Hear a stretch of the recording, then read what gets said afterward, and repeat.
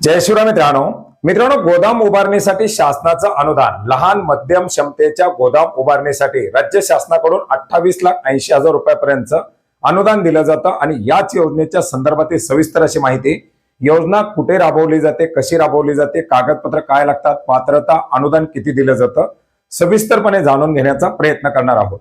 मित्रांनो, राज्यात 21 जिल्ह्यामध्ये 7,201 गावांमध्ये नानाजी देशमुख कृषी संजीवनी प्रकल्प टप्पा 2 ही योजना राबवली जात आहे आणि याच योजनेच्या अंतर्गत लहान आणि मध्यम क्षमतेच्या अर्थात 250 मेट्रिक टनापर्यंतच्या क्षमतेच्या गोदाम उभारणीसाठी अनुदान दिलं जातं। प्रति मेट्रिक टन 11,521 रुपये या प्रमाणामध्ये हे अनुदान या शेतकरी उत्पादक कंपन्या याचबरोबर शेतकऱ्यांच्या गटांना दिलं जातं आणि याच्यासाठी गोदाम उभारणी ही बाब नानाजी देशमुख कृषी संजीवनी प्रकल्प टप्पा 2 च्या अंतर्गत समाविष्ट करण्यात आलेली आहे।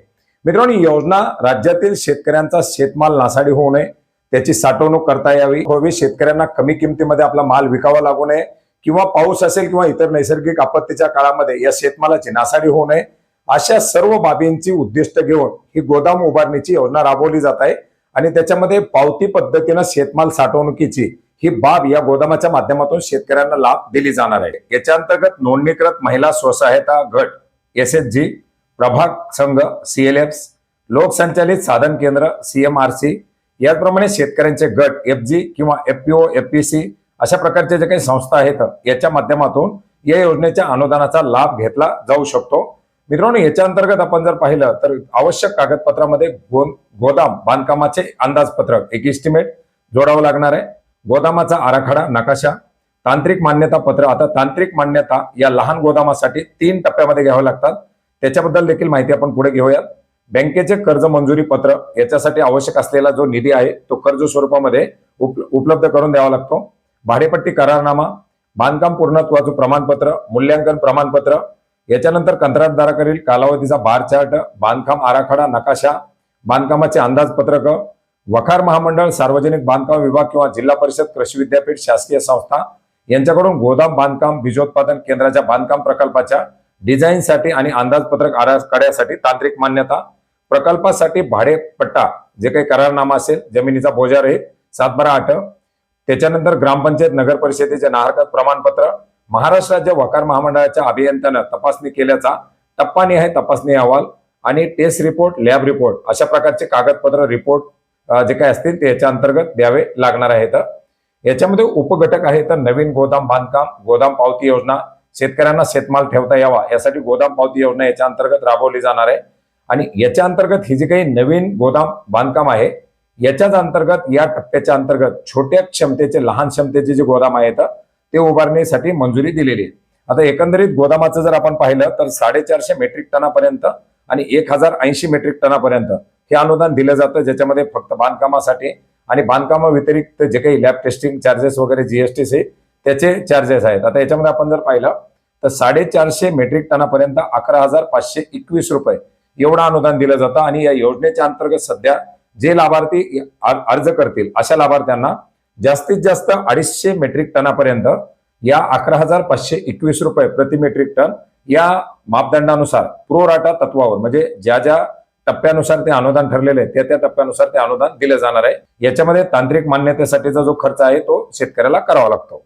याच्या अंतर्गत आपण जर पाहिलं तर जे काही तांत्रिक तपासण्या कराव्या लागणार आहेत याच्यामध्ये या योजनेच्या अंतर्गत राबवल्या जाणाऱ्या 50 ते 250 मेट्रिक टनासाठी 3 टप्पे, तांत्रिक तपासणीचे 3 टप्पे असणार आहेत आणि प्रति तपासणी जी आहे तांत्रिक तपासणी फी ही 25,000 रुपये असणार आहे। आता याच्यामध्ये तांत्रिक तपासणी कोण करणार आहे तर महाराष्ट्र राज्य वखार महामंडळ गुलटेकडी पुणे किंवा सार्वजनिक बांधकाम विभाग यांच्या माध्यमातून ही तांत्रिक तपासणी केली जाणार आहे आणि मूल्यांकन करणारी संस्था असणारे महाराष्ट्र राज्य वखार महामंडळ गुलटेकडी पुणे या संस्थेकडून 3 वेळा याची तांत्रिक तपासणी करावी लागेल। याच्यामध्ये तपासणीचा तपशील आपण पाहू शकता। फाउंडेशन पासिंग टप्पा 1, याच्यानंतर जे काही प्लिनिथ लेवल याच्यासाठी टप्पा 2 आणि फायनल इन्स्पेक्शन टप्पा 3 अशा 3 टप्प्यामध्ये हे तपासणी या ठिकाणी केली जाणार आहे। तर त्याच्या अंतर्गत कोणत्या कोणत्या कामाची कशी कशी परिस्थिती असताना ही तपासणी करायची याच्याबद्दलची सविस्तर अशी माहिती सुद्धा या ठिकाणी या मार्गदर्शक सूचनामध्ये देण्यात आलेली आहे। आता याच्यानंतर लाभार्थ्याच्या जबाबदाऱ्या ज्या असतील त्या सुद्धा या ठिकाणी लागणारे अंदाजपत्रक, याच्यासाठी ज्या लागणाऱ्या परवानग्या, हे सर्व कागदपत्र वगैरे जे काही असेल, याची कर्ज मंजुरी वगैरे असेल ते लाभार्थ्याला स्वतःही करायचे। जागेची निवड कशा प्रकारे ठेवावी, याच्यामध्ये नदी, नाला किंवा जे काही पाणथळ जमिनी असतील, पुराचं पाणी शिरेल अशा ठिकाणापासून जमीन दूर असावी, जमीन समपातळीची असावी, हलका उतार असलेली असावी, त्याच्यानंतर जमिनीकडे जाण्यासाठी 9 मीटर रुंदीचा रस्ता असावा, उच्च दाब वाहिन्या किंवा टेलिफोन तारा इत्यादी अडथळा नसावा, गोदामाच्या आजूबाजूला लाकडाचे वकार, कत्तलखाना, कचरा डेपो, चामड्याची उत्पादनं, वीटभट्टी, पेट्रोल पंप, स्मशानभूमी नसावी, गोदामाला लागून वृक्ष असू नये आणि गोदामाची जागा शक्यतो मोठ्या रस्त्यावरती असावी.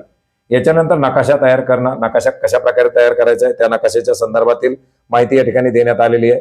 याच्या अंतर्गत जी काही साठवणूक केली जाणार आहे, ज्या काही मालाच्या थप्प्या लागणार आहे, त्याची कोणत्या मालाची किती थप्पी आणि किती मीटर उंचीपर्यंत लावू शकता याच्याबद्दल सुद्धा त्याच्यामध्ये काही मार्गदर्शक सूचना देण्यात आलेल्या आहेत. याच्यानंतर अंदाजपत्रक, याच्यासाठी लागणारे जे एस्टिमेट असतील ते कशा प्रकारे तयार करायचे, त्याच्यामध्ये कोणता कोणता खर्च ग्राह्य धरला जाणार आहे ते सगळं या ठिकाणी याच्यामध्ये सविस्तर अंदाजपत्रकामध्ये देण्यात आलेले आहे. याच्यानंतर बांधकामाची परवानगी ही सुद्धा मार्गदर्शक सूचनाच्या माध्यमातून या लाभार्थ्यांना देण्यात आलेली आहे. अशा प्रकारच्या आता या ज्या काही मार्गदर्शक सूचना आहेत त्या नानाजी देशमुख कृषी संजीवनी प्रकल्पाच्या अंतर्गत प्रकाशित करण्यात आलेले. आता याच्यामध्ये आपण पाहू शकता आकारमान किती आवश्यक असणार आहे. 50 ते 250 मेट्रिक टन याच्यासाठी 161.50 चौरस मीटरपर्यंत अर्थात 1738.87 चौरस फूट एवढा आकारमान या योजनेच्या अंतर्गत गोदाम बांधणीसाठी उभारण्यासाठी आवश्यक असणार आहे. याच्यासाठी असणारा मोका तपासणी अहवाल किंवा त्याच्यासाठी लागणारे वेगवेगळे रिपोर्ट, टेस्ट की काही मूल्यांकन प्रमाणपत्र असतील वगैरे, ही सर्व सुद्धा या मार्गदर्शक सूचना सोबत देण्यात आलेली आहे. आणि अशा प्रकारच्या या 8 नोव्हेंबर 2025च्या मार्गदर्शक सूचनानुसार आता नानाजी देशमुख कृषी संजीवनी प्रकल्प टप्पा 2च्या अंतर्गत ही वकार जे काही गोदाम बांधकाम आहे, लहान ते मध्यम गोदाम बांधकाम, या बांधकामासाठी, या उभारणीसाठी शेतकऱ्यांच्या गटांना, शेतकरी उत्पादक कंपन्यांना अनुदान देण्यासाठी मंजुरी देण्यात आलेली आहे. तर मित्रांनो, अशा प्रकारे ही गोदाम उभारणी योजना नानाजी देशमुख कृषी संजीवनी प्रकल्प टप्पा 2च्या अंतर्गत राबवली जात आहे.